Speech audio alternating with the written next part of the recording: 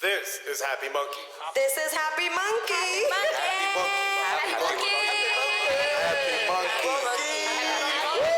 This is HappyMunkey.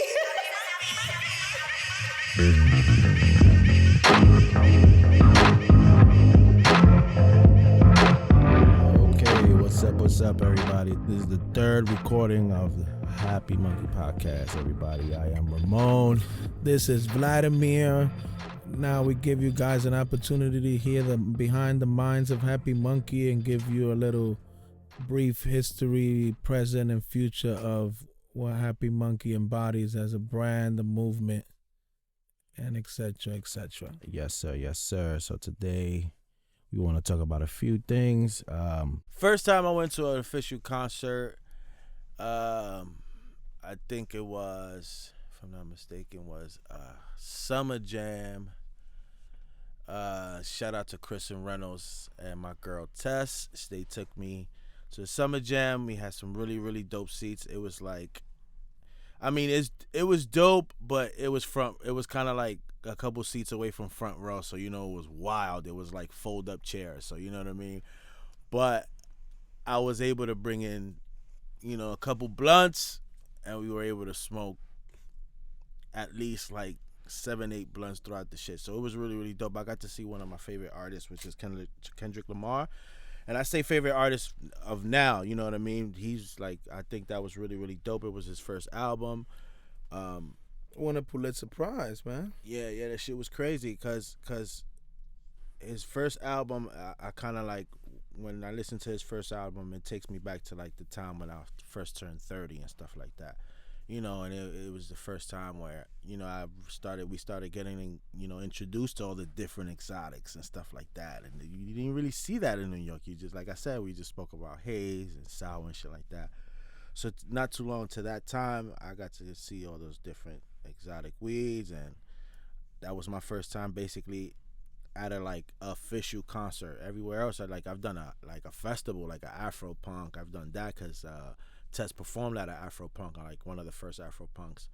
So I was able to do that. That was a stupid dope experience because that was like black hippie love. That was like a whole different like vibe. Like I was like, holy shit. And everybody was smoking. Nobody was like looking over their shoulder. And it was like, I've never experienced that before. So that, and like then going to Summer Jam, So weed has always been something that always enhances the experience. I don't think it would have been the same if I couldn't have smoked. You know what I mean? So Everything's better when you're high. Yeah, and it just calms me down a little bit. Again, we from the hood. Having a billion people around you, bumping you and shoving you and stuff like that. But you gotta kind of enjoy it. I get to smoke, and you kind of go with it, and you go with the flow. You know what I'm saying?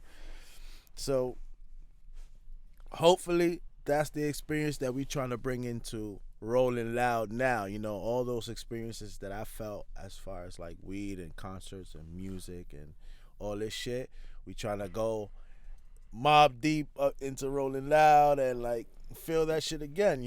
One of the most recent concerts I can remember. I haven't gone to many concerts. I'm not a big concert guy, but I went with some friends to Madison Square Garden. Jay-Z and Kanye West watched The Throne. Oh shit, my fault. And we went up in there. That's a high class concert. That's like royalty hip hop concert. And then we went up in there. It was actually me and my boy that was here the other day. Our boy Mayhem. Oh yeah, shout out to Mayhem. Shout out to Mayheezy. And we went and we had like seats. Then his boy knew somebody would work there. We went like backstage and front row. Oh, you shaking bang like you usually blew do. It down. Yeah, we found our way to the front. We worked some angles and we made it to the front, and then we blew it down in there. It was a really cool experience. Shit. Then the next one I went to after that I can remember smoking in recently, I went to the Wu-Tang concert in Atlantic City.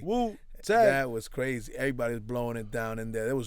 My first concert, I had no idea. There was no seats. Everybody standing up. I was like, oh, this is crazy. So everybody's blowing it down. I went to and as you can imagine, that Wu-Tang crowd was a little aggressive. Like you say, we from the hood. I was like, I definitely need some weed in here. Yeah, that's crazy. Spidey senses was crazy in there. No, now that you're talking about it, actually my first like concert was like a Rock the Bells concert in Massachusetts.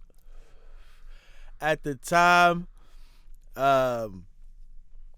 my friend, I guess I'm gonna call him Kurt. Because now he's a state trooper. He's a good friend of mine, but now he's a state trooper. I don't want to say his name. I'm gonna call him Kurt. Kurt was a crazy ass white boy, smoked mad weed, but he didn't really smoke too much at the time because he was trying to become a state trooper. He hooked me up with a friend of him that smoked mad weed. He brought me to my first concert ever. He tailgated with me, brought me to a crazy ass Rock the Bells concert. Crazy ass white boy from Massachusetts. You would look at him, you would think he's a redneck because he's a, really, really white, Irish, tough white boy, and you would fucking think this nigga, like, he looked like a cop when you walk in the room, but he was mad cool, you know what I mean? And he listened to hip-hop. He listened mad hip-hop. He was like the black sheep of his crew because he listened to, like, underground hip-hop. He wasn't listening to, like the regular, commercial hip-hop. Yeah, so he was like, yo, I'm going to take you to the Rock the Bells because they got the Wu-Tang, the Nas, and fucking Pharoah Monch and all that shit. So that shit was wild, and it was, like, mad white people, and, like, and then it was, like, a little bit of mixture here and there, but it was like mad white folks, and everybody smoking weed. Half the stadium was like chairs or like regular stadium shit, and then like the back of the stadium was all grass. I don't even remember the name of the stadium. Somewhere maybe like in Springfield, Mass. Mad weed in the air. First time I seen Wu-Tang on stage. Dumb niggas got mad energy, yo. They bring out like a force. Like it was like a lot of people came out before them, but yo, and this was just recently after like Old Dirty Bastard had died, so I didn't get to catch ODB, but that shit, them niggas brung out such a crazy vibe. Like they made everybody light up right before they came out, type of situation. Like light up, shit was crazy. You already know, nigga. Protect your neck and shit. Where everybody went crazy, nigga. You already know. Man, so that was like my real first experience with like weed and a festival, and I got to see like New York rappers rock the bells in Massachusetts. You know what I mean? So that was crazy. Shout out to my man Kurt. You know who you are, my nigga. You already know. So tell me, what kind of vibes do you remember that was one of your favorite songs to rock with when you was getting high, that was like a vibe that could put you in the zone? A vibe, a song. Damn, many songs, man. As far as I would say hip hop in the beginning after his death was Tupac. I listened to a lot of Pac at the time. I was maybe young, but Pac was like the thing. Like you vibed out, and like he had jewels. Like I was 14 years old, and you listening to a dude, pretty much a living legend who just died, because he was a young legend at the time. At the end of the day, you know what I mean. He was only 25, but he pretty much carried the world on his shoulders. So at that moment in life, I was listening to a lot of Pac. One of my brothers at the time was like he was always coming in and out of jail. So Pac was his thing. So he kind of put me on with him too. So, and I had and it kind of like connected us, because he was like the first person who kind of like gave me a pass to smoke. You know what I mean? I thought he would be like more like a disciplinary type of thing, because he was away when I first started smoking on my own. So when he came out, I was more of a teenager, and I was listening to Pac already. He was listening to Pac, and he saw that I was going to smoke anyway. So once he accepted it, I was like, fuck it, that's it. I'm just going to smoke. Yeah, that's it. That was the cosign right there, man. And, shout out to him, because it led me kind of to this path. I was already going to kind of smoke, but then if he didn't really give me that cosign, I kind of would have smoked more on the low key and kind of hit it more, maybe got into more trouble, because then I had to hide it more, you know what I'm saying? So with him, he kind of like helped me out a little bit, you know what I'm saying? So shout out to my brother, I remember in my era when I first started smoking, it was like a lot of Biggie, Nas, Mobb Deep. Yeah, yes sir. Nori when he first came out. A lot, yeah. I listened Big to Wu-Tang. Pun. Yeah, come back to me. So we used that was to go my ride shit. around and smoke and listen to Nas and all these people, and that was the vibes at the time when I started smoking hard. Mm-hmm. I was a frequent flyer. At the time, maybe like 99 or something. Remember the movie Belly when Belly came out? That was the That's soundtrack. That soundtrack was the soundtrack to smoke to. You went around the highway, you smoked to Belly, my brother. That shit was crazy. Belly. That shit had the hard tracks. That shit had the super joints, bro. That shit had all sorts of joints. That was the thing, B. I listened to like bad different like weird music also, cause you know what else was around that era too? When I started smoking heavy, the Fugees. The Fugees, the Karate, the score, Mr. Miyagi at the time. Yeah, the score was crazy. The Fugees, the Fugees. Yeah, hell yeah. Because they was like that kind of cool jazz, kind of cool. Yeah, that was a high vibe. You know what I mean? It was like that an kind original of vibe. trio. That trio was hard. That was you didn't see a trio like that. You never seen before in hip hop. You know what I'm saying? So that was like the perfect smoker vibes at the time. Absolutely. That was crazy. What the Fugees, my nigga? Yo, that was crazy. You remember the little skit that the Chinese dude in the skit, the Chinese store? Another one that we skipping out, we just mentioned at that time too, Wu-Tang. Wu-Tang was hard at the time to smoke and all that, and they separate joints, everything around me. And Raekwon built for Cuban Links. Yeah, my brother. Smoking in staircases, shout out Carceraces, Scarfaces. That was crazy. That was crazy. Wu-Tang was crazy, bro. The 90s was blunts and 40s though, man. 40s. Even though I don't, but that's what it was, blunts and 40s. Oh man. And it was like, even in the rap songs, it was like, that's why I smoke cess. Yeah, yo, cess. That's that good old haraka, baby. Haraka. $5, you get a bag of seeds, stems, and a little bit of shake. Even a bud in there. You smoke 3 joints, you make 3 joints. You know who else too? Shake. My man Kool G Rap. Kool G Rap, but Kool G Rap is a little bit older. But he kept it going for a little while in the 90s. He's still coming out with a few joints. He had that song with Nas. Yeah, he had a few joints after that. Yeah, that was good. And then you know who else was rocking at that time? That I was like, yo, these dudes, then they was a vibe too. Bone Thugs and Harmony. That was my shit. When we were smoking at the time. Bone Thugs and Harmony, I was definitely a fan.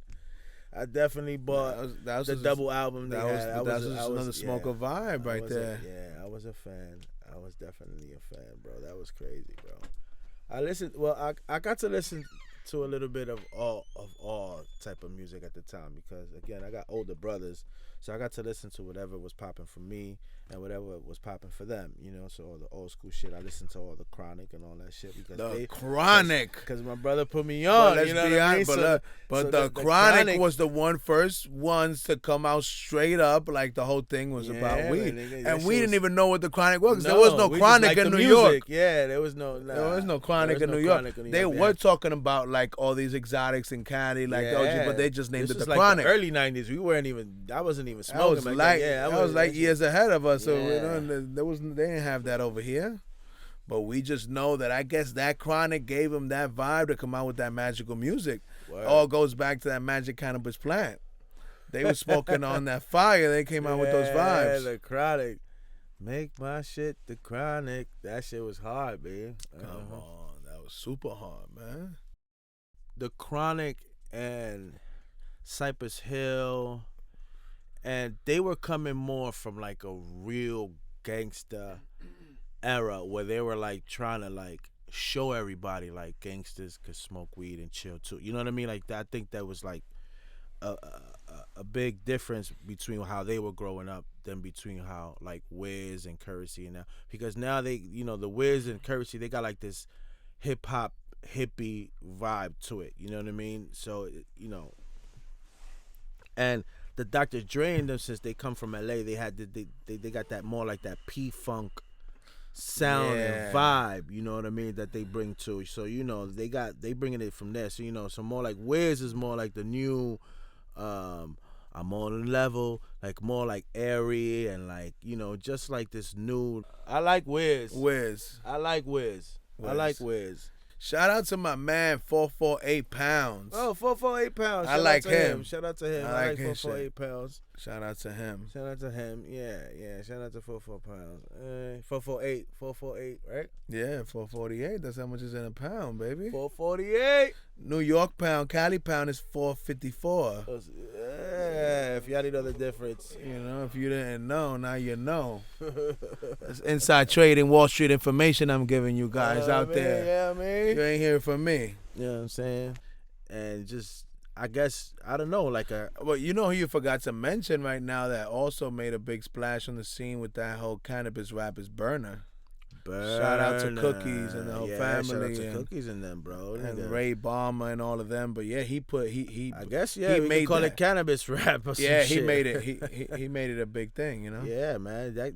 And yo, when he came here to New York, I was Hudson surprised. Terrace, Yeah, we want to see him in Hudson Terrace. It was crazy. Bro, the line was ridiculous, bro. I was like, what the Shout out fuck? to our boy Sid from Pistol Point that invited us to that. Yeah, he invited us to that. He's like, yo, I think you guys should come. And the line looked like they were giving out free weed or something at the door. I was like, what the fuck It was is like going on Great here? Adventures on steroids. Yeah, I couldn't believe it, man. It was crazy. That shit was crazy. So, And that shows how the cannabis culture, even on music, has had that type of impact because he's known so much for cannabis that people wanted to meet him and stuff like that since he's done so much in the cannabis world with the Girl Scout cookies and all that stuff. Absolutely. So going back to what we were saying, I think just like Dre and them, just like in the Chronic and all of them gave Wiz Khalifa and all of them like the platform to like make it normalized to just talk about weed like if it's just like any other shit. You know what I mean? So I just think that they did a good job, like Wiz Khalifa and Currency, because they don't make it seem like demonized. Like there's just like they. Snoop did shows with fucking Martha Stewart and shit. Yeah. Snoop is the look at oldest. Snoop now, right? Snoop and Martha, icon, Hunter just legend. said, like, look at Snoop and Martha Stewart. You know what I'm saying? Like I'm guarantee they smoking together. Like there's no way, like you know what I mean? They're not in the back somewhere in the green room, in the Martha Snoop room. Blowing it down. Right where the food is. Shit, you know what I mean? They got the smoke and the I ain't munchies gonna right lie, there. man. My homie Martha harder than a lot of these dudes out Yeah, here. She held the Martha- bid down like a Martha champ. She hard in went these down and streets. tell on nobody. She did better than 6ix9ine. Hard in these streets. She held it down like a champion. Like a She champ. went- Like she a went- champ. she went First of down. all, she warned her homies. And then she hold it down in court. So Held she it like, down oh, yo, like a listen, you champion. know what I mean? So she like, you know, she Gotta a respect G, her, man. You gotta She's a respect, triple gotta OG, respect man. Martha, man. She wore her out like a champion. She definitely. I would love to smoke weed with Martha. If that's a question, then, yo, a celebrity I like to smoke weed with, Martha Stewart would be one. I ain't gonna lie. I don't have many, but Martha would be one. I think she'll be a fun character to smoke with and cook munchies with and some shit like that. I don't even want to record it. We could just hang out and just smoke and hang out with Ralph over here and shit. Ralph could take some pictures. I think that played a big role. Yeah, yo, fucking teach you how to make I swear mango to or God, something. now Yo, Martha, what's up? Let's make some mango. Now that we're looking back, right, I really believe that cannabis played a big role on how Dre and Snoop and them came through and crushed the buildings in New York because they Absolutely. brought that P-Funk, like cool, chill, high vibe. The music was like that kind of vibe. It was It was smooth. like that kind of. It was like that smooth, like that smooth gangster. It was gangster, but it was still smooth. And you could tell that know, you like- was like, that's what I'm trying to tell you. Yeah. Cannabis must have played a big role in that. Yeah, making of those absolutely. albums. Absolutely. Shit, if they named the album The Chronic, I mean, shit, ain't no more evidence, you know. How much more proof you want more than that, you know what I mean? They called it The Chronic. Today, everybody, we got a super special motherfucking crazy ass guest. What the fuck does he do, man? Who is HipHop Mike, man? Is he a barber? Is he a DJ? Is he a radio personality? He does all of the above, everybody. So we talk a little bit about my man, motherfucking HipHop Mike, who's in the building. Nah, this is definitely a great one because it tapped a lot of the culture and a lot of how the culture and the music industry all ties into cannabis. So I think you guys will enjoy this one, guys. We don't do it for the clout, we do it for the culture. I smoke Dutches at a rate of like 1 per 10 minutes. So. Yeah, me and you both. Yeah. That's how you keep the podcast radio voices right. There you go. Oh, you got it. Thank you. All right, so you guys tell me when we're rolling, and I'm going to spark this right on cue. Okay, everybody. We got somebody special on the boulevard today. And I always like to introduce people. Somebody who's always, he got a man of many talents, many hats. You know, he's a barber. And I always wear hats. He's a music guy, maybe a little bit, everybody. Like He's a like guaranteed New Yorker, like a New Yorker, you know what I mean? Like Tim's and, you know, Dutch is rolled. Dutch is rolled and shit like that, everybody. Please, everybody, give a round of applause for my motherfucking man, our friend, HipHop Motherfucking Mike. Hey. I love that y'all can say fuck on here. This is lit. Yeah, fuck. no censor here. It's fucking lit. It's fucking lit. Everything goes on the boulevard, on the HappyMunkey Boulevard. All the rules is out the window. It goes down on the boulevard, Mike. So, Mike, please tell everybody who you are. Introduce yourself. Let them know what you do, how you do it. My name is HipHop Mike. I am a lot of things. First off, I'm a weed smoker, so you already know we in here. We sir. lit. We lit. But I also happen to do a radio show at Hot 97, former mattress salesman at Sleepy's, barber in Brooklyn, pizza man in Brooklyn, all kinds. I wear a lot of hats, like Absolutely, man said. Absolutely. That's what we Man is a You're real New Renaissance Yorker. man. Mostly You're a real known- New Yorker. Mostly known for the Hot 97 stuff, though. That's that New York hustle, baby. They don't sell that anywhere else. Dutch master enthusiast. Real talk. I'll be preaching. The Dutchess is where it's at. People sleep sometimes. Dutch is where it's at, baby. Look, and he rolling just like I do, man. I know y'all woke. Dutch, no leaf, you know what I mean? And man, you know, he's smoking, and he's smoking big blunts too, just so y'all understand what's going on over here in these That's streets. a fact. You know I will be passing these around too. So, you know, spread the love, spread the wealth. But nah, this is awesome. I fucking love it here. I'm so happy to be on the podcast. I've wanted to come on the podcast forever. Every time I come, We're reversing the roles on you, Mike. a little bit, yeah. every man. time I walk through the door, I'm like, Vlad, when am I on this podcast, bruh? And finally, today is the day we are here. We are here, my brother. So definitely, we like to ask everybody who comes and hangs out with us here in the Boulevard, Mike.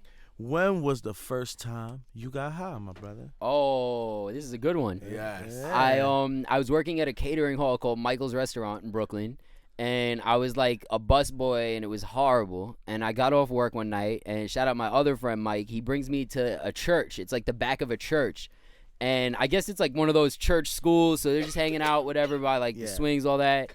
And they light something up, and I wasn't smoking properly. I was just like inhaling, but not like. And he's like, nah, you got to smile and then just go, just like, and I did it and I coughed my ass off. And next thing you know, I was high and I've smoked every day since. You got to give us more than that. You got to give us what was you smoking? What was you smoking? You remember? What age I don't you were? even know. What but, year was this? I mean, if you want to know, like, really my history with weed, it goes way, way back. Before that, I had tried smoking, like, reggies. I didn't know how to roll. I was like... The story of many of us. You try smoking in the beginning. You don't know what you're doing. Grandparents, like, bathroom on Thanksgiving. Like, cousin had some shit. That's, like, the vibe originally. I started smoking, then I guess I really got into it with my friend Mike at that church that time. And then after that, I just got carried away every day. Leave this catering hall, smoke. Leave the catering hall, smoke. The routine. Yup. Until I got fired from the catering hall for smoking. That's it. But I ended up being fortunate enough to get another job at a barbershop. And, you know, in Brooklyn at a barbershop, weed is, like, in abundance. It's everywhere. It's in abundance at the barbershop.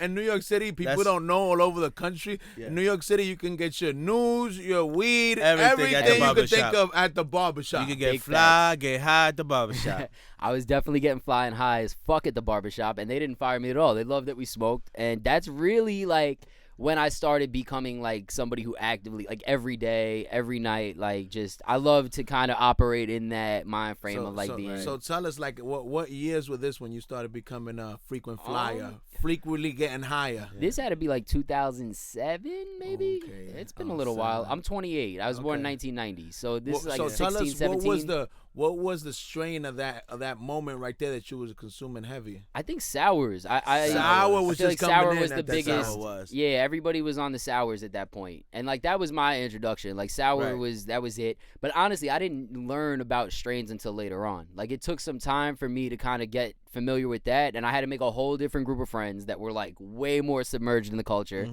But I actually happened to leave Brooklyn, move to Long Island.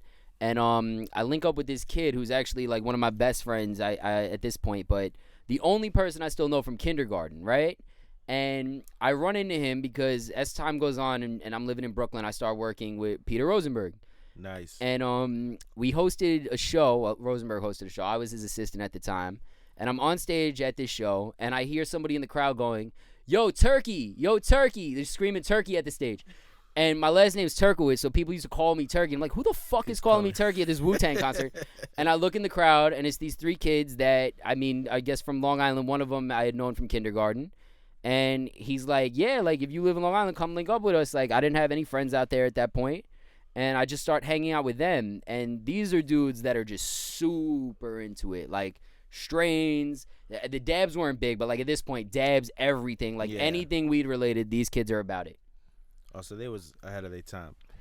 Yeah, because in Long Island, there's always been like a different cannabis scene over there where they always been like into all the shit that everybody wasn't into yet. Well, there's nothing to do. It's like you're sitting it's there. a suburb, you're on the internet. Yeah. Like, I mean, and not for nothing, these kids, like, they're also super into video games, and I think video games and weed kind of go hand in hand too. Yes, sir. Yes, sir. So, like, they have the bombs. We on Twitch too. HappyMunkey on Twitch. Okay. I see. What do y'all play though? We play all the 2K, shits. Call of Duty, Spider-Man, stuff. all the shits. All right. Yeah. I like it.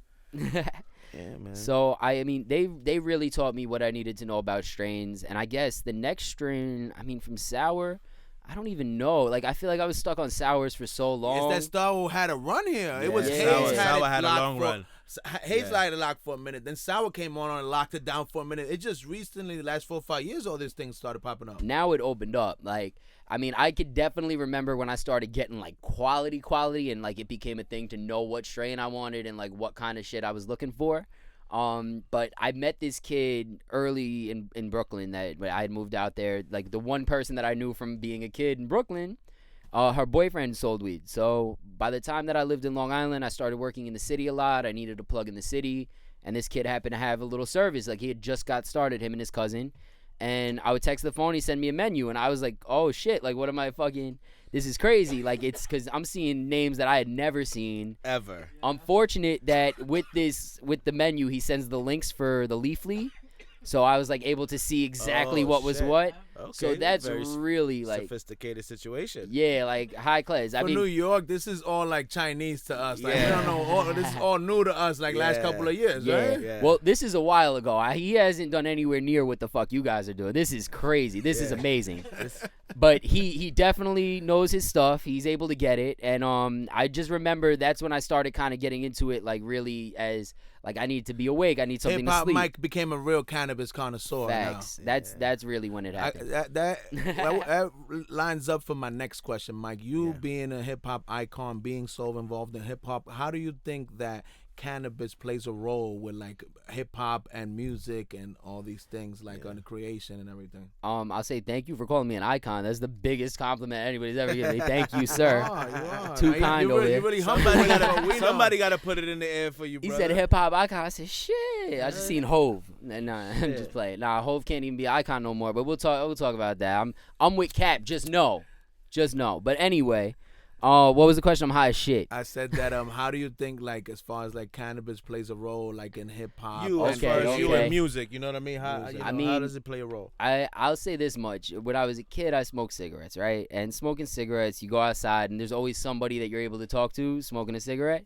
With weed, you could talk to anybody. Like, if you're somebody who's into cannabis, especially in hip hop, it is pivotal. Like, I owe a big piece of my career to just being able to, like, have somebody with a menu like that I could plug with rappers. Real talk. Like, Real talk. Being, The conduit is always cannabis, huh? Yeah. real talk, I owe you guys a lot because a lot of the artists that I interview, they come to New York. They don't have a plug. They're like, I interview a lot of up and comers, so it's kids that are kind of just getting started, and like maybe it's their second trip to the city. Like they come, they sign a deal, and they come back and do press. They need hospitality. Yeah, and they come up and they're like, yo, do you know where to get weed? Because I'm always like, yo, come through the first night you're here, link up, let's do the interview. And I mean, it's so close by. I'm like, and not just that. I mean, you know the vibes, like You know the just vibes. saying. But like, I mean, it's really it helps a lot because people come, they stay in touch more often. It's not like they just come to the city, do you know the spot, and then they're out and you don't hear from them.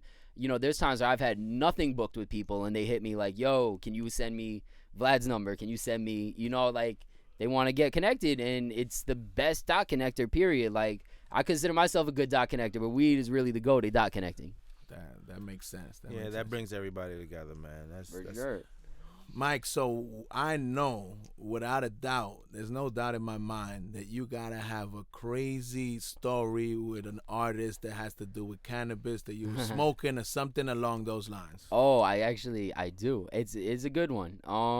I was at South by Southwest, and this is kind of early on. This is like one of the first years I went down to South by, and like I don't know if anybody's been to South by, but it's like a music festival that basically has like all kinds of different artists at different stages. They shut down the whole town. So like picture all of downtown Manhattan blocked off and people just walking around the streets going to different bars to shows. Crazy. That's Austin, Texas, around South by time. Yes, sir. I heard Austin is crazy. Yeah, for sure. So I'm out there, and it's like one of the first years that I'm there, and I'm with Rosenberg, and we go to a Wiz Khalifa show, like an Atlantic Records showcase, and Wiz is performing. My boy hits blunt, and we go to this showcase, and we go into a back room, and I start smoking whatever, and I'm standing outside like the dressing rooms, and there's like people passing blunts, and I'm just smoking whatever. Shout out to Mac Miller, rest in peace, Mac Miller. He was there. Currency was there. Another big guy who smokes. But yeah, we're standing outside these dressing rooms. And I start getting high as shit, kind of like how I am now of this Uptown Haze and shit fire. And, just saying. And I get high as shit, and, you know, Rosenberg comes out the dressing room and, like, invites me in. And in the room, it's, like, Wiz Khalifa, Amber Rose, and, like, their team of people. Like, you know, and they're all smoking, they're passing around joints and stuff, and Wiz is just rubbing Amber's head, and I'm smacked, and I'm just like watching him rub Amber's head, and I'm like, I just burst out laughing, and nobody's laughing in the room. I'm just like in the room like, and he's like looks at me, he's like, yo, Rosenberg, your man's high as shit, and I'm just like, he rubbing the head. It's just crazy, like. So that was a good time. That was fun. I mean, I feel like I'm always high at different parties. I've been to like McLovin's house, the dude that plays McLovin. Yo, he's like, that's like a legendary name everywhere, right? McLovin. Rosenberg is the GOAT. Like he's brought me to the craziest places. But we went to his house for his birthday. I guess somebody that he knew in LA was like, he's having a birthday party, we should go. And I went to McLovin's house, and there was, like, Danny Franco playing beer pong, and fucking McLovin's doing, like, shots of ice luge, and it's, like, just partying for his birthday. And I was smacked as shit there. Like, I mean, I don't know how good of a story that is, but I was just, that was super. You was smoking with McLovin, sounds crazy. Well, I wasn't smoking with him. I'm not going to false claim. I would love the clout, but, like, I was smoking. I'm sure they were smoking. I was just there and observing. You just happened to be there. Yeah, I hadn't been in LA, like, for a minute. Like, it was, like, the first time really going out there since I'm a kid, and I was just like, shit, I'm at McLovin's house, and I'm fucking smacked, and they're just drinking, and it was just craziness, like. But again, it's like weed, man. Like it's even there. I remember talking to a lot of people and just passing blunts, and it's like it's the dot connector, yo. Like there's so many instances where I just been at shit smoking. I linked at Rock the Bells before any of this rap shit. Like before I was on radio, before I worked at Rosenberg, I used to sneak backstage at Rock the Bells, and I was cutting at the time. It was like the second year I went to Rock the Bells. And I was cutting Lil Fame's hair, like, because he lived in Brooklyn, whatever, like, right by the shop. He would come in, I would shape him up. And I saw him at Rock the Bells. He brings me backstage, and I was wearing a Queensbridge shirt because I used to live like right in Queensbridge, like way back in the day. The bridge. And Alchemist is like, yo, the bridge, that's what's up, and passes me a blunt, whatever. And I smoked with Alchemist. I was smacked as shit. That's dope. But I was a rookie like that. That I played myself. I shouldn't have smoked that day. Like, I was a rookie, and I was at Rock the Bells, and I was just a kid, and I didn't know anybody, and I was just high as shit, and it was like super uncomfortable because I was like, I didn't know. It was awkward and yeah, shit. I'm like high and fucking with Alchemist. I'm backstage. I'm a barber at this point. Like, I'm not. I had like 3 jobs. I was like cutting hair, making pizza, and like delivering for a pharmacy, for my cousin's pharmacy, and just fucking hustling and like just I made no sense. I'm this dude's barber, and I'm there, and I'm smoking with Alchemist, and I'm young, and I was just high. It was super sketchy. So when you get the whole name HipHop Mike? That was because I was doing pizza, and Cypher Sounds was calling me Doughboy. And I was like, I can't be Doughboy. This is terrible. It's a terrible name. He's like, you can't be Doughboy. He'd be like, he'd tell Rosenberg, he'd be like, yo, Rosenberg, get your Doughboy. Like, just crazy shit. And I signed up for Twitter, and Twitter's like got a name generator or whatever. I go through one of the name generators, and it's just like, type in your name, type in shit you like. And I was just like, Mike, hip hop, and it just spit out HipHop Mike. And I was like, done. That's it right there. And then Shout people out to started Twitter. calling me HipHop Mike. I'm glad they stopped calling me Turkey, Doughboy. I had the worst nicknames ever, bro. All the weird I shit, had the man. worst nicknames ever. You gotta withstand the nicknames, though. That's man. a cool one. Twitter looked out for you. HipHop Twitter Mike. saved you. Real shit. It was crazy. Like, I don't even. I'm so happy that I'm not Doughboy, bro. This Hopetown Haze is gas. This is gas. Only Like, real New Yorkers know about this, Nah. Mike. Come on, this is if you know shit. if you hear my man. voice right now, this is gas. Everybody that comes from the West Coast, like anybody that comes, like we met Burner, and I'm like, what am I gonna show Burner? Like anything he in smokes all the California, good like shit. he's seen all the Yeah. stuff. Show him the haze. He says, this is the Uptown Haze. He went Yeah, crazy. That's it, dog. It's like you can't find it. I be doing like I go to a lot of like marijuana cannabis events, and I don't see the Uptown Haze ever. Nah. Because Ever. that's definitely not grown by the white market. That's like industry. 1996 Cristal. That's like a very limited and very Yeah. refined. Can I be completely honest? You know what's really shocking about this Uptown Haze you have here is the fucking price. That you guys can get so much more for this Uptown Haze. It goes down on the boulevard. So It go- much. on the HappyMunkey Boulevard, everything It goes goes down, down, man. I would have paid 108 for this, and that's very bold because I would never spend 108 on anything. Crazy, man. That is, this shit's gas. Crazy, We're man. gonna press you. We're gonna press anybody, Mike. Mike, so tell us some man. stories. Tell us how it went, because you mentioned everything, but break to me the trajectory. Barbershop, pizza, Hot 97 Rosenberg. HipHop How did Mike. it go? How did you get to where we are right now? DJing, because that's you. Yeah, I mean, I don't know, man. The DJing, I say, like, that didn't happen until way later, and I still don't even consider myself, like, a true DJ. Like, I got too much respect. These dudes, some people are crazy with the DJing. Like, I can't keep up with DJing. But, like, I'd say I was just sneaking backstage at those shows. I would just kind of finesse situations. And down the line, I was at, like, every year was Rock the Bells. Like, Grinding and learning. And yeah, gotta I rock mean, the bells. like, to bring it fully back, like, I was, like, after that year, I got smacked at Rock the Bells with Chemist. A year later, I went back, and every year, like, I'd win tickets, which is why I would be there. Like, I didn't buy tickets. I was always trying to win them, like, and I was up such random hours working different jobs. I would always get lucky with winning tickets. And I won for the same year, back-to-back, always for Rock the Bells. And, the third year that I go, I'm basically in the elevator at Hot 97 to go pick up the tickets.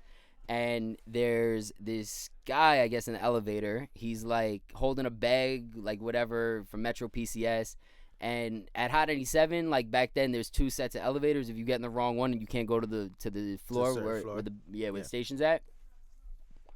So I'm basically stuck in the elevator with this guy on the wrong elevator going up and down, up and down. And we're looking for the same shit, so we become cool. And he hooks me up. Like, by the time we get to where we need to go, he's like, what are you here for? I'm like, I'm picking up tickets for Rock the Bells. He's like, oh, you want a couple more? Like, I'll hook it up. And he gives me, like, 4 tickets for Rock the Bells. So that year I go, I'm mobbing out. I sell 2 of the tickets. I go to, like, fucking Sutphin by the Long Island Railroad over there.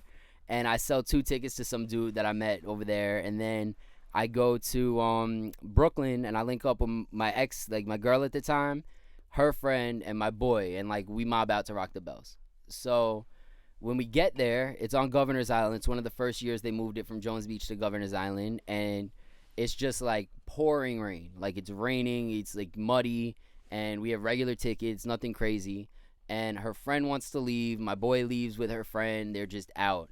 She stays with me, but is pissed at me. Like she's just mad as hell because she's like, the fuck we still here for? Like this sucks. Like we're not seeing like a lot of artists. I just want to see Nas. Like so I'm staying. He's a headliner. Like I'm staying. So we're fighting whatever. So by this time, like I had snuck backstage years before, and I had seen people like security and shit. Like because I was laying low, I'd be like laying low, whatever, and like I would notice people. And I met this dude who like does security for Guerrilla Union at the time. And shout out to Turtle. I don't know where Turtle's at, but big up to Turtle. He sneaks me backstage, and I'm under a canopy, and this girl's just barking at me, just going crazy, like bugging the fuck out. And I see Rosenberg walk by, and I'm just like, yo, I'm talking Rosenberg. Like, I can't even. And she's just like, you don't know Rosenberg. You don't know nobody. What the fuck? She's just mad. Yeah. And but I'm fortunate because I had run into him years before, and we met I was in a group home when I was a kid, and I hit up everybody at Hot on MySpace, and he had wrote back to me on MySpace. So like I was on some shit where it's like we were familiar, but it wasn't like we didn't have any kind of friendship or nothing. Right. Like, but I never bothered anybody. Like I hit up everybody at Hot once and just left it, and like he happened to write back, and like so we were familiar. And I see him there, whatever, and I'm like, I'd asked him to work with him before, like the years before I would see him at the show. I'd be like, yo, if you ever need help, but it was like he would tell me go to school. He'd be like, go to college, get some like credits, and you could get an internship. And I just like couldn't keep up with college. I went to fucking 4 colleges. It just sucked. But I end up at this Rock the Bells. I walk over to him. He remembers me. He sees her barking at me, like. And I'm basically like, yo, anything I could do, like I'll sweep floors, like I'll do whatever the fuck you need me to do, it's done. Cause like I'm working at a pizzeria. I literally the day before have like a trunk full of cheese and all this nasty shit. Like I'm so over everything, bro, at this point. Yeah. And I guess he felt it because he gives me his email and he's like, yeah, like hit me up, like hit me tomorrow, whatever. And I hit him, and then I don't hear back for like 4 or 5 days. And then it's like Friday comes and he hits me up and he's like, you want to give me a ride to this like party, whatever. He's like, I have to host an event. So I go to this event and I'm basically like, I'm getting ready to go to the event. My fault. I'm smacked. Y'all, this shit has got me smacked. Yeah. This shit got me. Listen, man, on the boulevard, you're supposed to be smacked. Come on, man. That's all you want. But I'm getting ready to go to this event, and I'm at my boy's house, and he's basically like, I have the shittiest car at the time, like it's just a beat up ass car, and he's asking me like, you're in the hoopty, that's what you the hoopty. But I had a car, he didn't have a car at the time, so I have like this little hoopty, and I'm going to pick up Rosenberg's hoopty, and I'm at my boy's crib, and he's like, yo, can you drop this off at my sister's house, like on your way to the city? And I'm like, all right, yeah, bet, like I got you. So he tells me where she's at. I didn't know her at all. But I get there, and her friend are, like, parked in front of their house in, like, a brand new fucking, like, it wasn't nothing crazy, like a Maxima, but it was, like, brand new. But it was brand new. Yeah, like, she had just got it for her mans. Like, her friend was, like, older, whatever. And Rosenberg told me if I want to bring people, like, to this shit, I could bring people. So I asked them, I was like, yo, you guys want to go to this shit? Like, come through. Like, you guys want to drive? Bring that good old Maxima with you? Bring that good old Maxima with you. So they're like, yeah, bet. They drive. I get in the back seat. We get to Rosenberg's crib. He gets in the back seat. He's like, you got girls driving you around? I'm like, bro, it be like that. Like, now you fronting. Like, you had it all set up like that. Yeah. And I'm just like, bet. We out. And, like, that's it, yo. We go to this event. Like, it was great. We had a good time. Yeah, man. And then he just starts hitting me up, like, all the time to drive him around. Like, I get a new car, like, at a certain point. Like, I fucking hustle it up and get, like, I got, like, an older Maxima or, like, an Altima or some shit. And I just, like, start driving him around everywhere. Just, like, all hours of the day, all hours of the night. Just all the time, driving him everywhere. You got in where you fit in. Yeah, and I didn't know what the fuck I wanted to do. Like, I was in over my head because I really didn't know what I wanted to do. Like, I didn't DJ. I didn't know if I wanted to do anything, like, with hosting, none of that shit. Like, I just genuinely, like, when I was a kid, I worked at a barbershop and, like, a hair salon in Queens. My other cousin's spot, I got mad cousins put me on. Shout out to Frank and Steve all day. But, crazy shit. Like, I used to sell mixtapes and, like, T-shirts and shit when I was, like, a kid. And I don't know, man. I ended up linking up with him, and it's just like I wanted to be around shit, and I started meeting all these people and just like smoking weed with people, making relationships. It always goes back to the smoking weed. cigarettes with people, making relationships, saving numbers, taking pictures, and it's just like I went to 5 high schools and I went to a couple of colleges. Like I've been around so many places. Yeah. So like people had followed me on like MySpace and Instagram, so they would see pictures, and I guess people just started tuning in, and like it just fucking here we are, bro. Here we are. HipHop It's Mike. crazy shit. But nah, I'm lit. Like I'm chilling. I be stressed the fuck out, but like I'm chilling. I still don't know what I want to do. Man. You good, man. Well, everything's working because everybody you ringing bells like Sunday at 12 o'clock out here. Yeah, I mean, man, I'm trying, bro. I'm grinding. I don't know what the fuck goes on, honestly. Like, I really don't know what the fuck goes on. I'm a low-key dude, bro. I wasn't, like, cool growing up. I was, like, none of that shit. So I'm just low-key, like, trying to finesse it, trying to make bread. I need a crib with a balcony where I can smoke blunts. Real shit, like. Real shit. Anytime people ask me, like, yo, so, like, what you trying to do, like what's goals, and I swear to God, all I want to do is get a nice ass crib with a balcony where I can smoke a blunt. That's all I want. That's it. And I'll be happy as shit. That's it. I don't care how much money. I don't give a shit. Just want to smoke some loud. I like the blue cookies. Is my favorite. I see you sometimes. I watch you on live and shit like that. And people always asking them. He's like, I'm not putting none of your music. I don't like that. Oh, they be saying they send you 1,000 links, 1,000 links. Yeah, and it's like, yo, Mike, yo. I listen to shit too. I listen to a lot of shit. My thing isn't even so much the music anymore. He's like, you're not serious. You see, you haven't been putting your work. You want me to do the work for you. That's not gonna happen. That's the thing. It's not even the music. It's like that's the thing, bro. Like I done really fucking grinded. Like it's no joke. Like this shit is no joke. You know what I feel like? This new generation, I feel like especially, they think like there's some magical trick to the overnight shit. That shit don't exist, right, Mike? Nah, bro. It's not even just overnight shit. It's like really think about it. Like look what y'all do. Like shit is no joke. Like to be successful out here and like at a certain level of society where you could get some cool shit. Like it's no joke. And it's like, you really only live once. So it's like, you got to go ham. But it's like, this shit is crazy, man. I always tell people, they got this saying, right, Mike, where they say it takes 7 different incomes to be a millionaire, like anywhere in the United States. I tell them that's anywhere else in the United States. In New York City, you need 14. Exactly. At least. Every day. You need 14. And I'll tell you, that's my thing is like, everybody is an artist. So it's like, what makes it, like, where is your 14? What do you fucking bring to the table? That's my shit. Before I hear the music. Because it's like, you got to have peace of mind, too. Yeah. You got to have peace of mind, too. You can't just be out here all day flooding your brain with, like, constant content. Like, you have to have peace of mind. So it's like, if somebody gets your time, they got to really be out here, like, consistently. Like, yo, I hit up Rosenberg on MySpace when I was 16 in a group home. Come out, work 4 jobs, like, trying to win tickets to go to shit. Like, follow up, but not be annoying. Like, I really, like, I went ham to try and, like, be in the situation I'm in without being, like, an asshole. Like, and there's so many assholes. And it's just, like. No, it's the entitlement. Like, you supposed to put me on, Mike. What do you mean, no? Well, you want shit. Like, you want to come up, but it's, like, at the same time, you don't want to take advantage of people. And it's, like, it's a delicate balance to do the right thing by people and still work on your own shit. Like, because honestly, there was years, bro, where I didn't do anything for myself. Everything was about, like, yo, what can I do for you? Straight up. Like, at every job, not even with just Rosenberg, like, every job. At the pharmacy, what can I do for you? I was at Tech at some point. I started counting pills for them because I'm so beyond just delivering, like, all day. Pizzeria, I could professionally toss pizza dough. Because I'm like, I can't just sit here and fucking clean tables. If you're going to do it right or you ain't going to do it at all. Yeah, right. so it's like, the extra mile. But it's a balance without coming across as like an arrogant, like there's so many, and taking advantage. Like it's so, like there's times you could steal from the fucking register and be that dude. And it's just like, it's bad karma and you just got to know better. And it's like, it's work. Because it's tempting. It's like, there's a lot of shit. That's the secret, ladies and gentlemen, out there in the boulevard of HappyMunkey. It's just work. Facts. Grind. I'll work everybody and you'll win. I'm about to start breaking up some more of this. Mike, so I want to ask you, since you've been doing interviews and doing DJ gigs and hosting, what's been like the highlight for you? Like anybody that you interviewed or any place you hosted? Like that?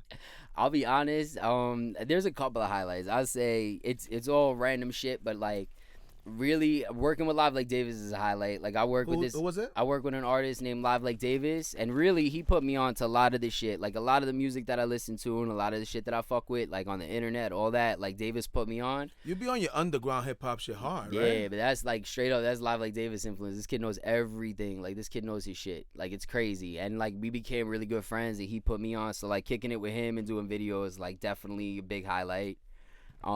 Everything with Rosenberg, I mean shit, every day. Like I cut Rosenberg's hair. Like anything I ever did with Rosenberg is definitely big highlights. Like we've had a lot of fun. I've been to Stone Cold's house with him, Stone Cold Steve Austin's crib. Like what? That's crazy. Bro, I'd have been to that McLovin's house the same weekend. Same weekend. Crazy. That was a crazy weekend. Yo, I done been to like countless South bys. I done been to his family's crib. Like I done been all over London. Like we done seen a lot of shit. So it's like a lot of stuff with Rosenberg.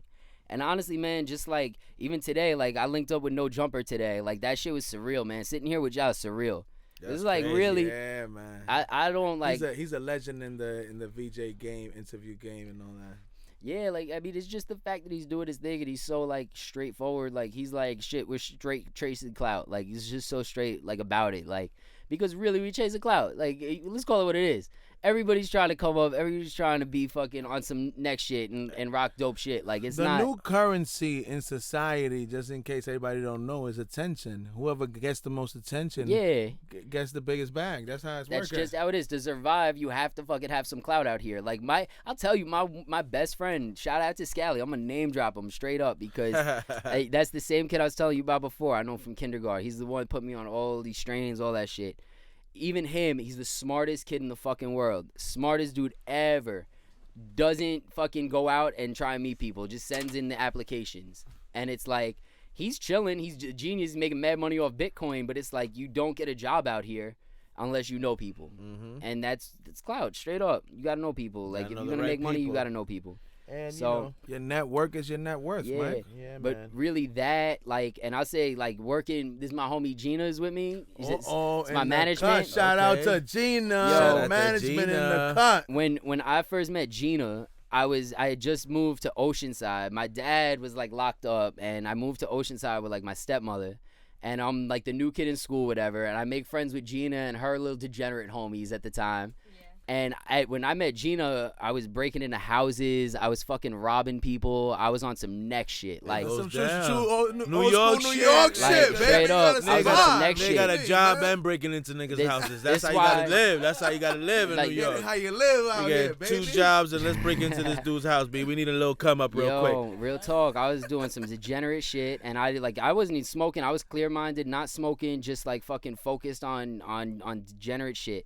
And like working with Gina now is like, cause I know her from like 9th grade. I don't even know how old we was, but like. So you guys go back like car seats, you and Gina? Yeah, way back. She knows me from like before group home shit, like the shit that put me in a group home. Gina knows me from, and like to work with her now and to have like access to Hot 97 and just to be around people that are like super inspiring. Like bro, being around people like Rosenberg and Flex and Ebro is like.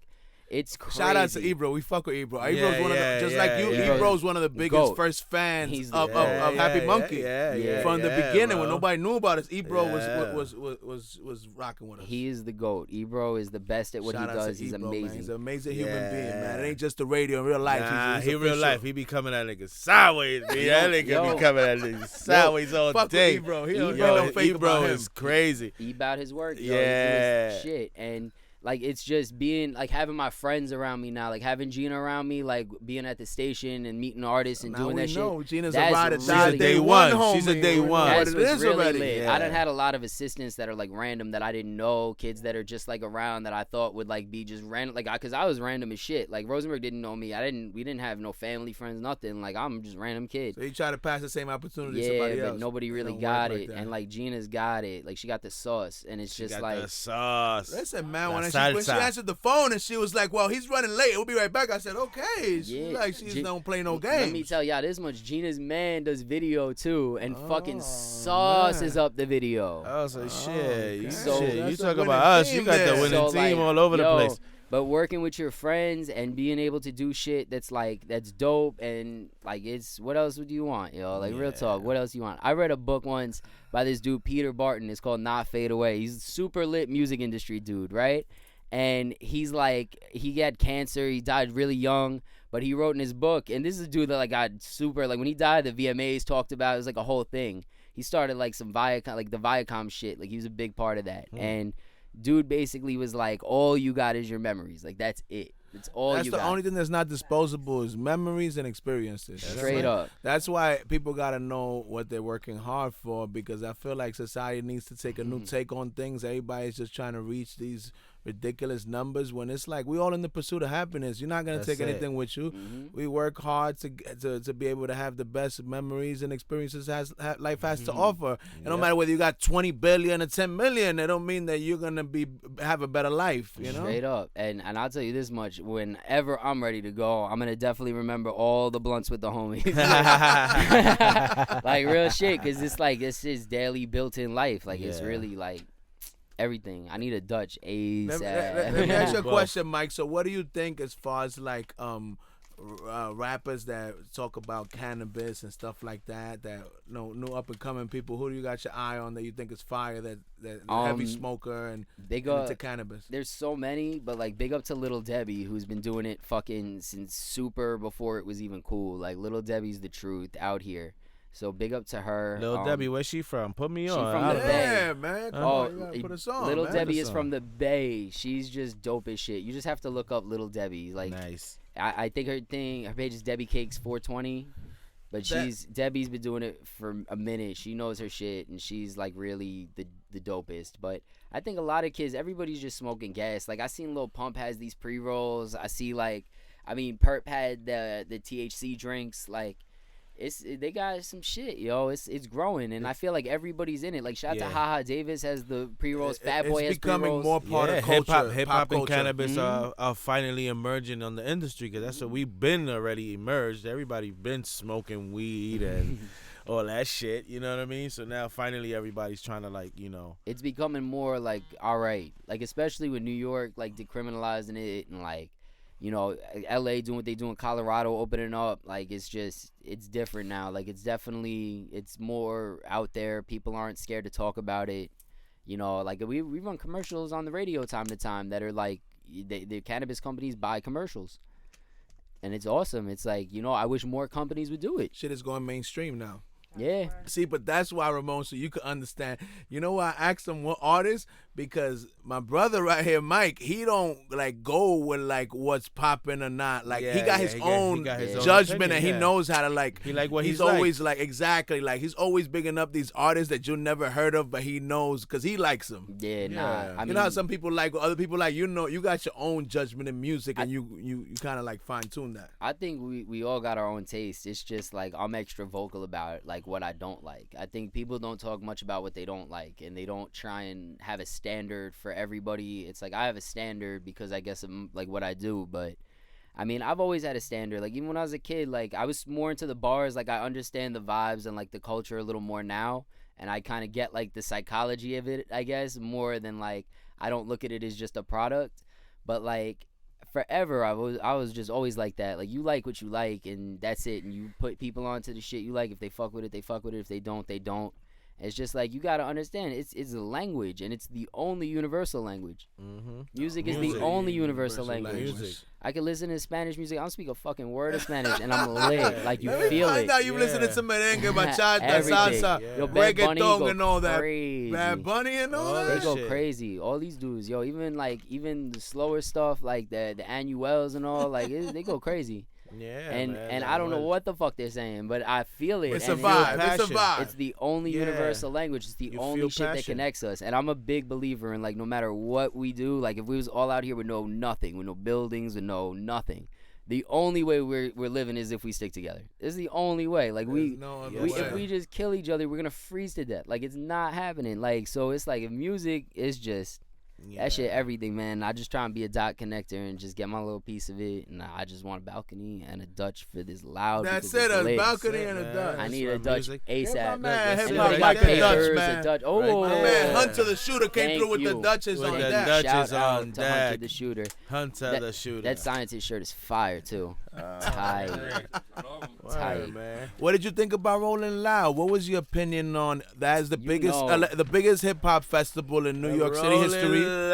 Loud. What was your opinion on it, Mr. Hip Hop? Man, shout out to Tarek and Matt. Fucking killed it. Like it was awesome. It was dope. Like, and again, it's like it's a place you go, you make fucking memories. Like, Yeah, we was there. We didn't get to see you, man. We was there on Sunday, I rocking went hard. Saturday. I couldn't even hang Oh, Sunday. man. I was so fucked up on Sunday. It I was was a like, vibe. It was a vibe. yeah, I will say this much. Fucking the shit that New York does to like make it difficult for them is crazy. Like the ropes that we had to go through to get in and like bomb checks. They had tanks outside, Mike. And- Tanks, Yeah. like it was World War III, like it was Iraq. and tanks. don't get me wrong. M16s. I was like, yo, what's going on here, man? I just come to see a concert. What's going on? I here? get it's necessary to some extent, but I feel like it's a big waste of budget. They scared too. of New York. It's man. a Come on, huge you know, waste yeah. of budget, and it's a huge waste of time, and it's bureaucracy bullshit. And the fact that they even pulled it off to that magnitude, like that festival is incredible. What they're doing with that, it's amazing.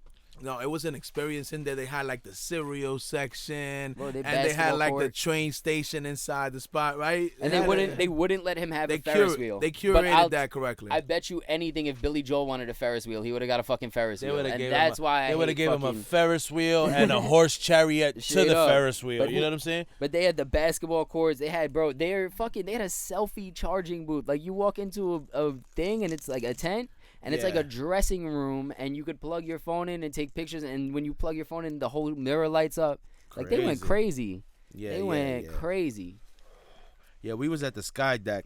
Yeah, Shout that's out to the Sky that's Deck. where Shout that out shit to was. Insomniac and That's where it was Notoriety at. Notoriety Group. Group, They yeah. took care of us. They looked Yeah. out for us. We was in the VIP. Yeah, I and was in the list. cool. That's where that booth was at. That's where that tent Yeah. was. That shit Straight was up. crazy, man. That shit was fly. They What had you the, thought the was purple the carpets and all that? the performance that caught your eye out of everybody on Saturday? I mean, the only ones I saw was Travis and Meek.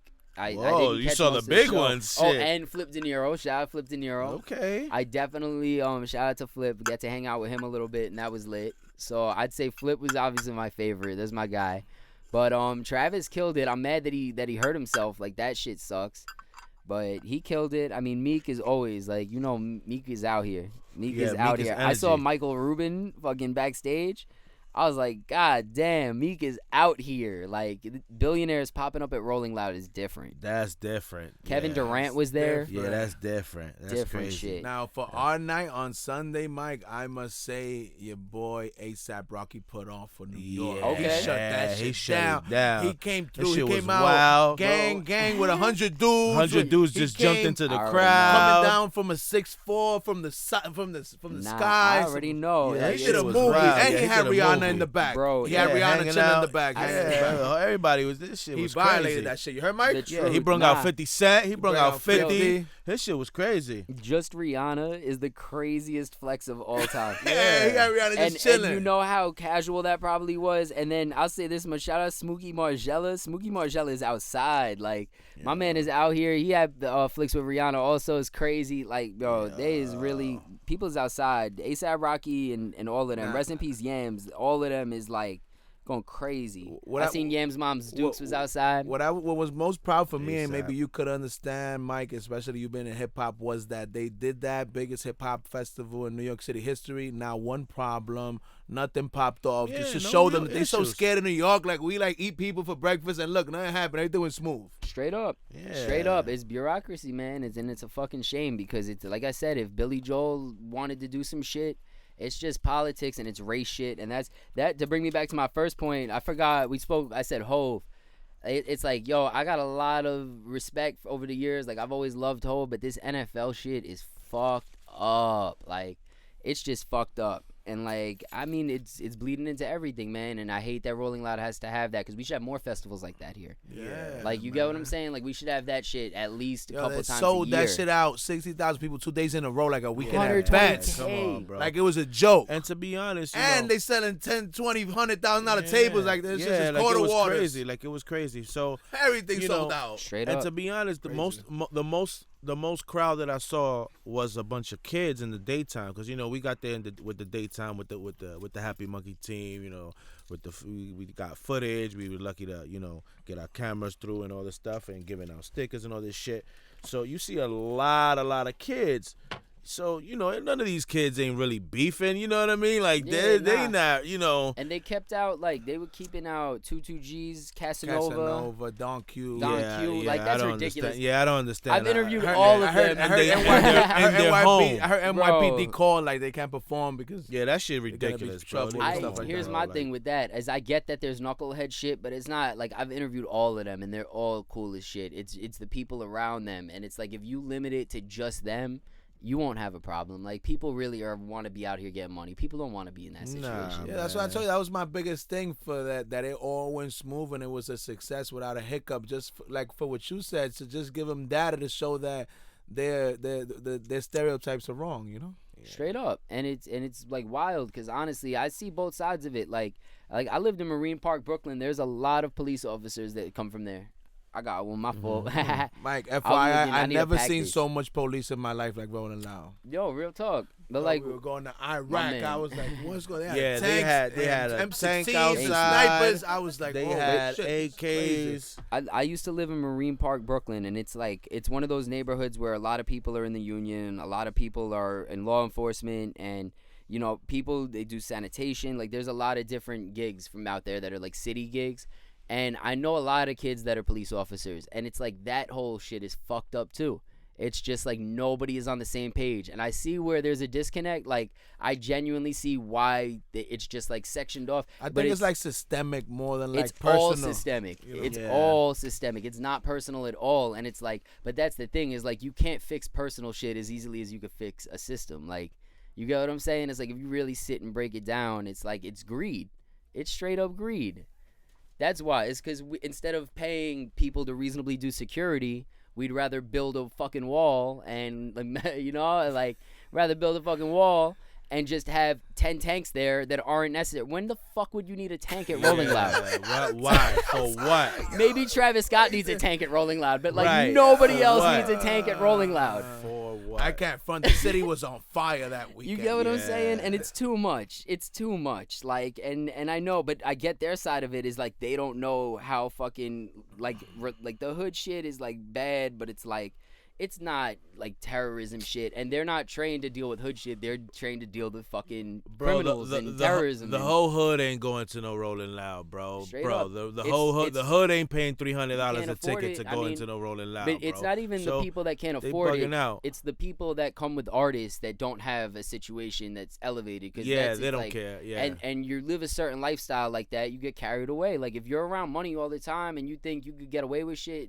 that's who's really crazy. The people in the hood, if you're really smart enough, unless you're on some next shit, like, y'all know, like, if you ever been in the hood, like, people ain't like that super extra. Like, nobody, they ain't no savages they just want to on the not block. be bothered, Yeah, fucking not be yeah, harassed. Like, no. people just don't want that pants put on them. That's like, in every That's hood, it. everywhere. Every hood, That's bro. just how it goes, In every Yeah. hood, you good, bro. Like, keep your hands off My people. man, You don't look Money at people Mike from crazy. Strong Trust. Island. What Straight part up. of Long Island is it, Mike? Where you? I'm from everywhere. I was born The in whole like island, you Jackson traveled the whole Heights. island. I moved to Long Island, to West Hempstead. I lived in Oceanside and Center Reach, in Hempstead and Limbrook. I live in like everywhere, man. I done lived in Florida for a year, just like Brooklyn, all over Brooklyn. I'll just be moving. Let me ask you a question, Mike, because I know that you already told us a lot of weed stories. You ever had any situations with edibles? Oh dabbing? yeah, I had any crazy stories with that? Only one. I mean, the dabbing is always fucked up. The dabbing is always a problem. Let's be honest. dabbing be knocking me the fuck out. That shit be. Yeah, that shit You want is to tap real. that, Jeter? What's it called? The dabbing is like always.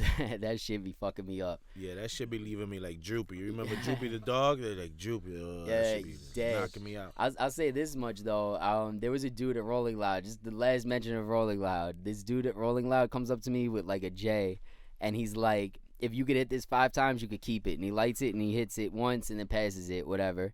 And I hit that shit like 25 times. I was chilling without coughing. If I even like a little bit of a dab, I'm toast. Dead. Toast. And I love it. Don't get it twisted. Like, How I about love edibles? it. Edibles, I had an edible once. Like, I go to these events where it's like all these vendors, like 420 event The type shit. pop-up joints. The small ones, the little pop-ups. And I go to those sometimes, like when I'm in the hood and I need some weed. And I got these edibles once. This kid hooked me up, and I ate them, and I didn't feel them right away. And I'm like a vet with smoking. Like, I smoke for real. So it's like, you know, when it comes to the edibles, I'm not expecting this shit to come the way that it comes. It doesn't show up that night. Right? Oh, man. It doesn't show up that night. But the very next day, that bitch showed up. Trippy. And I had an interview booked with Young Gravy, of all people. Of all people. Of all people, Young Gravy is coming to the station. And I get there, I get on the train, I'm just smacked. I don't know how the fuck I did that interview. I didn't do that interview. God did that interview. I don't know what the fuck. The edibles, bad news. Like, I'd never know. Like, I try and stay away from the edibles because I don't know what the fuck is up with that shit. That had me different. But, like, here and there, maybe, like, a little bit. Like, maybe a gummy worm or something. But, like, nah, B. Yeah. I stick to my loud, a dab here and there. I like the pre-rolls a lot, like with the ones that's dipped with the keef. Keef and the live resin and all that. Yeah. I love this shit. The flavor drops too is crazy. I smoke these blunts. It's like fruit punch, banana. It's crazy. There's some shit. They doing some shit now. Like, y'all doing some shit. Y'all are doing some shit.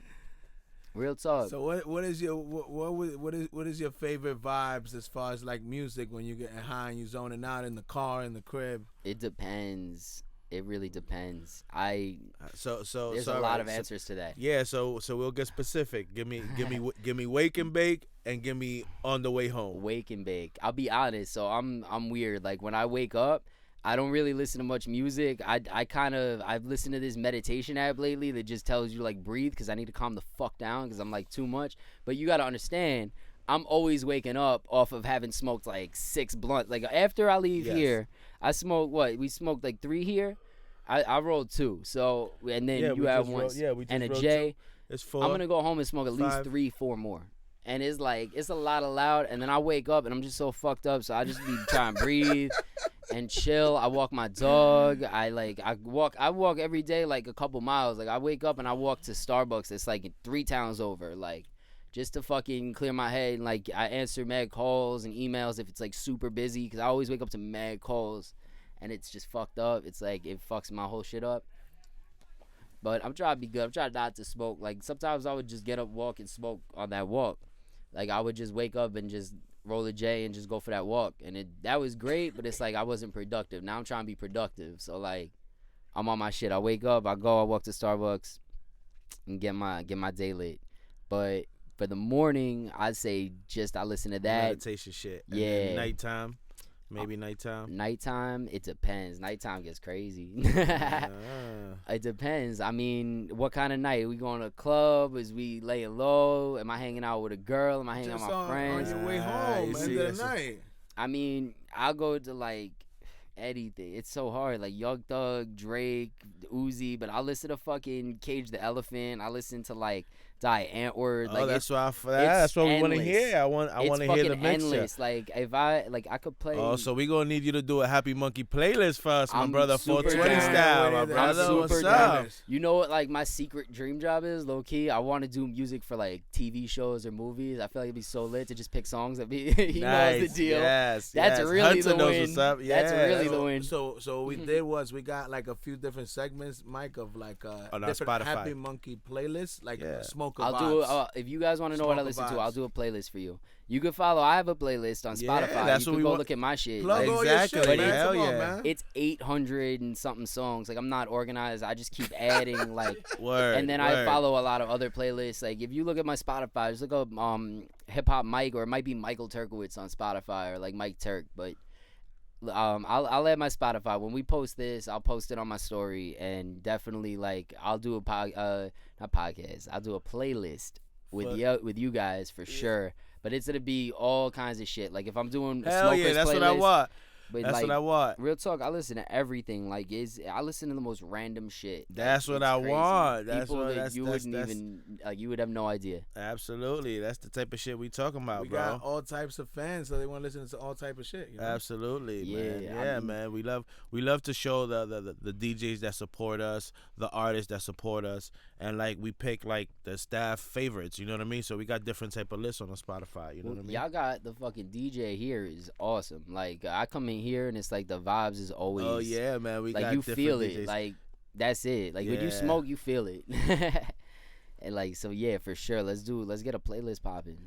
Definitely. Mike, we ask everybody that ever been on Happy Monkey Boulevard. I heard the you asked my $1 friend million over question. here. I was The thinking about it. $1 million $1 million question, my G. is, Yeah. Mike, if you had to describe Happy Monkey, the brand, the Yup. movement, the place, everything in one word, what would that one word be?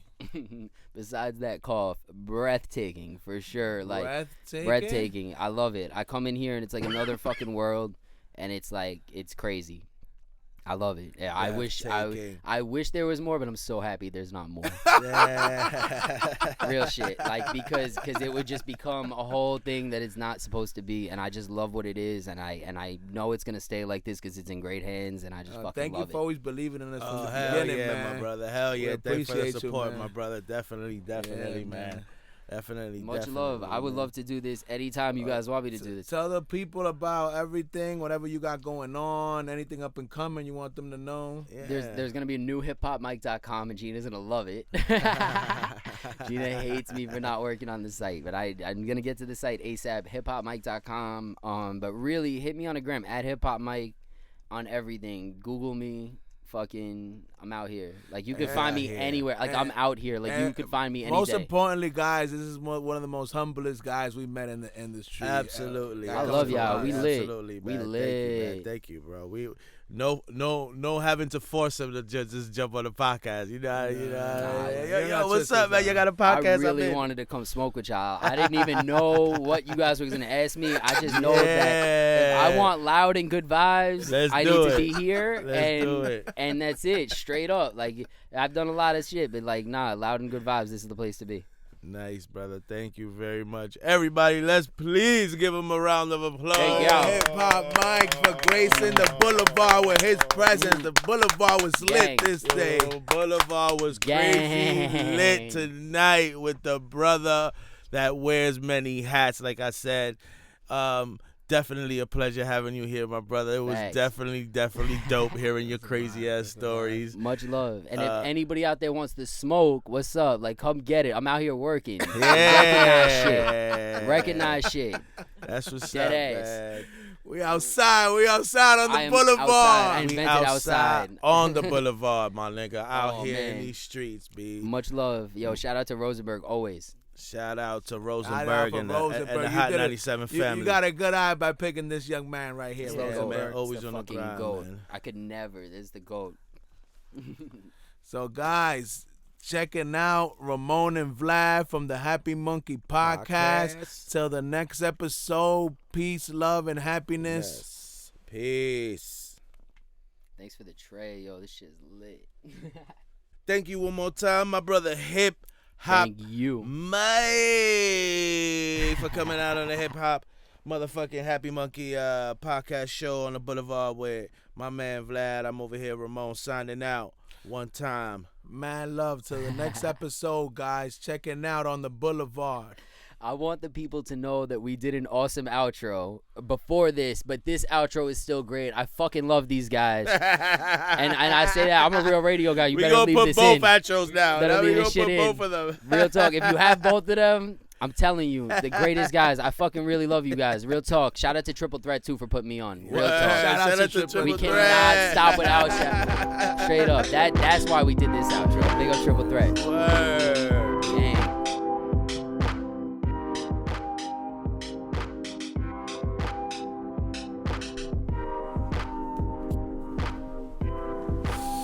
All right, guys, ladies and gentlemen, as I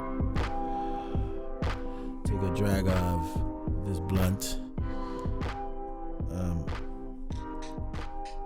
we definitely love expressing what we like to say, what we like to, what we feel, what's going on, current events, past, present, and future of Happy Monkey. Yeah, I believe too that we are right now in the eye of the storm, because I believe 2020 is going to be a big year in cannabis. So as we approach the end of the year, thank you guys for taking out the time to listen to the minds behind Happy Monkey. And just know, for all news, corporate culture, past, present, and future, we are here to give you a little glimpse of what's going on in this small town called New York City.